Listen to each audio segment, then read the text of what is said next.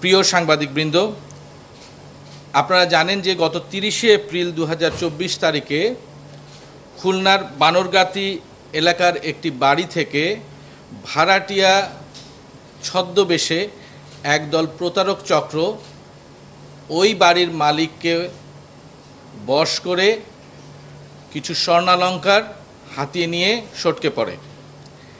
একইভাবে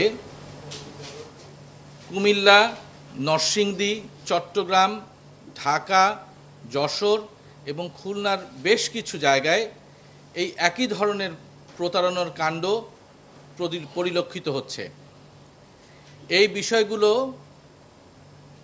আপনাদের মাধ্যমে বিভিন্ন পত্রপত্রিকায় ব্যাপক আলোচিত হয়েছে, ইলেকট্রনিক এবং প্রিন্ট মিডিয়ায় ফলো করে প্রচার হয়েছে এবং সামাজিক যোগাযোগ মাধ্যমে চাঞ্চল্যের সৃষ্টি করেছে। এর ফলে জনগণের মনেও একটা আতঙ্ক আর উদ্বিগ্নতার জন্ম দিয়েছে। আমি যে বাসায় যাই, ওই বাসায় এরকম একটা দলা আগে করে আমি যে পানিতে রাখি। আমি ওই মহিলার বাসায় এরকম একটা ইমিটেশন পরিষ্কার করতে থাকি, রিটা দিয়ে আমাদের এটা পরিষ্কার হয়, স্বর্ণ পরিষ্কার হয়। তখন এরকম একটা আমি ইমিটেশনের জিনিস একটা গলার হার পরিষ্কার করি, তখন ওই মহিলা আসে।